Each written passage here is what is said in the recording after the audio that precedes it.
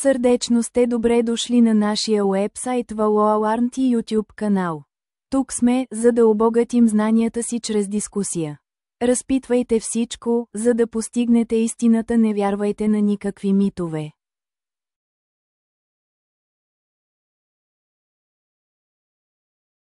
ValoAlarm историята на човек, който победи смъртта. Защо трябва да четем историята на ValoAlarm? Истинската история на един човек, победил смъртта. Истинският учен, който откри начина, по който човек може да живее без да умира. Този, който откри науката, която превръща човешкото тяло в безсмъртно тяло. Този, който превърна човешкото тяло в тяло на знанието. Този, който ни каза начина, по който да живеем, без да умираме. Този, който изпита естествената истина на Бог и ни каза коя е безсмъртната форма на Бог и къде е Той. Този, който премахна всички суеверия и постави под въпрос всичко с нашето знание и постигна истинското знание. Истинското име на учения, Рамалингам, името, с което близките го наричат, ValoAlarm. Година на раждане, 1823 година на трансформация на тялото в тяло от светлина, 1874 място на раждане, Индия. Чидамбарам, Марудур. Постижение, този, който е открил, че човек може също да достигне състоянието на Бог и да не умре, и е постигнал това състояние. В Индия, в Тамил-Наду, в град на име Марудур.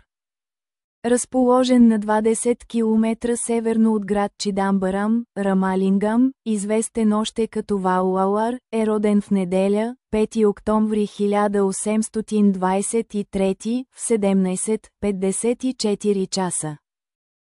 Името на бащата на ValoAlarm беше Рамая, а името на майка му беше Чинамай.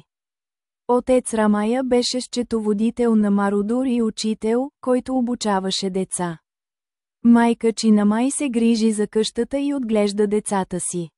Бащата на ValoAlarm Рамая почина на 6-тия месец след раждането му.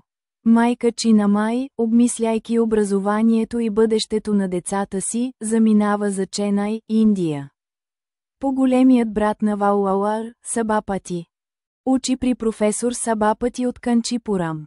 Той стана майстор в епическата реч. Той използва парите, които спечели от ходене на дискурси, за да издържа семейството си.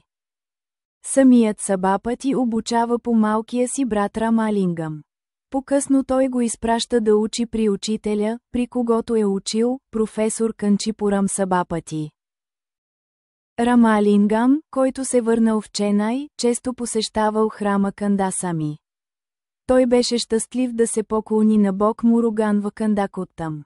Композира и пее песни за Господа като млад. Рамалингам, който не ходеше на училище или си стоеше вкъщи, беше порицан от по-големия си брат Сабапати. Но Рамалингам не послуша по-големия си брат. Затова Сабапати строго нареди на жена си Папати Амал да спре да сервира храна на Рамалингам. Рамалингам, съгласявайки се с молбата на скъпия си по-голям брат, обеща да остане у дома и да учи. Рамалингам остана в горната стая на къщата. С изключение на часовете за хранене, той оставаше в стаята през цялото време и беше активно ангажиран в поклонение на Бог. Един ден в огледалото на стената той беше във възторг и пееше песни, вярвайки, че Бог му се е явил. Неговият по-голям брат Сабапати, който изнасяше лекции по митология, не може да присъства на лекцията, на която се съгласи, поради лошо здраве. Затова той помоли по малкия си брат Рамалингам да отиде до мястото, където трябваше да се проведе лекцията, и да изпее няколко песни, за да компенсира невъзможността си да дойде.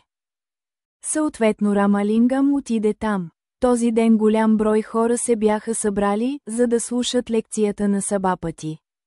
Рамалингам изпя няколко песни, както му беше казал по-големият му брат. След това събралите се хора дълго настояваха той да изнесе духовна лекция. Така че Рамалингам също се съгласи. Лекцията се проведе късно през нощта. Всички бяха изумени и възхитени. Това беше първата му лекция. По това време той беше на 9 години.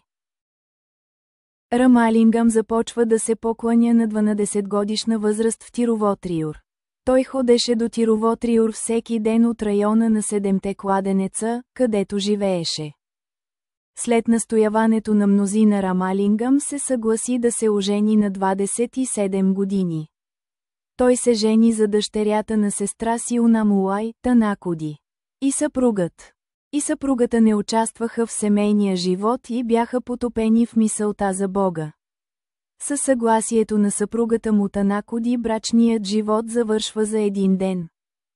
Със съгласието на съпругата си Ваулауър продължава усилията си да постигне безсмъртие. Рамалингам искаше да познае истинския Бог чрез знание. Затова през 1858 той напуснал Ченай и посетил много храмове и стигнал до град, наречен Чидамбарам. Виждайки Ваулауър в Чидамбарам, администраторът на град, наречен Карунгуджи, на име Тировенгадам, го помоли да дойде и да остане в града и къщата му.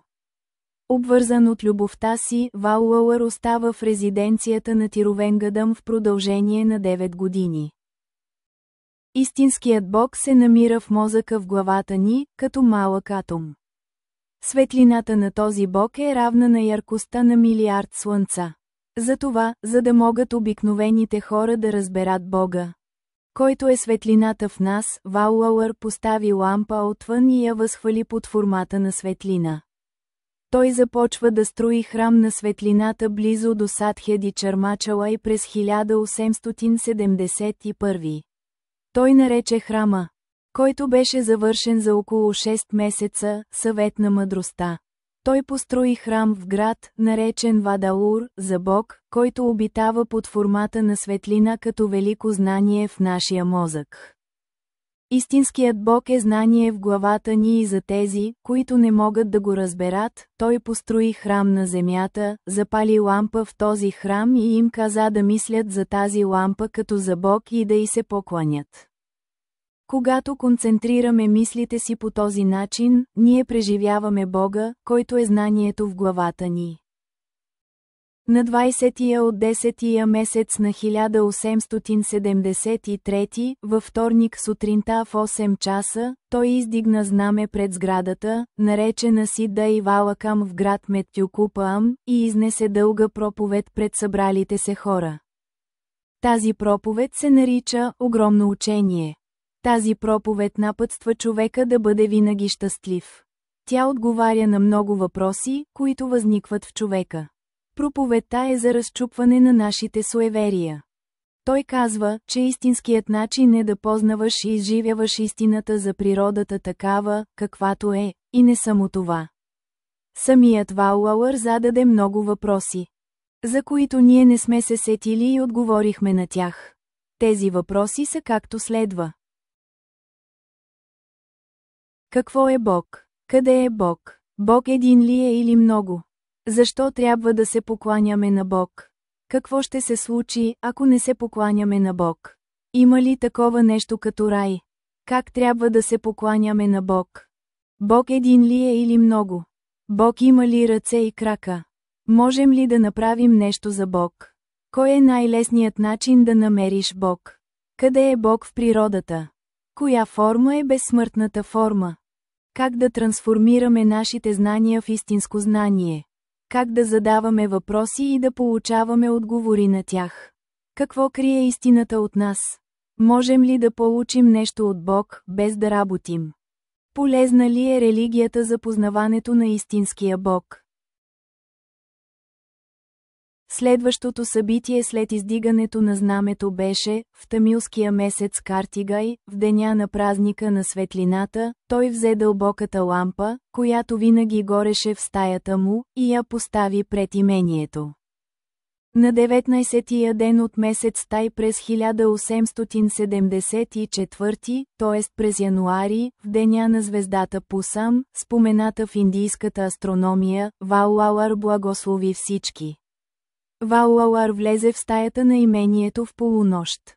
Според неговото желание, неговите важни ученици, Кълпат Туая и Тожовур Велайотхъм, заключиха вратата на затворената стая отвън. От този ден Валуалар не се появява като форма за нашите физически очи, а е божествена светлина за формиране на знания. Тъй като нашите физически очи нямат силата да видят тялото на знанието. Те не могат да видят нашия Господ, който е винаги и навсякъде. Тъй като тялото от знания е извън дължината на вълната на спектъра, видим за човешките очи, нашите очи не могат да го видят. Валуалар, както знаеше, първо трансформира човешкото си тяло в чисто тяло, след това в тялото на звука, наречено ум, и след това в тялото на вечното знание, и той винаги е с нас и дарява своята благодат. Благодаря, че гледахте това видео. Ако ви харесва това видео, любезно щракнете върху бутона за харесване, споделяне и абониране. С най-добри пожелания, ще се видим в следващото видео.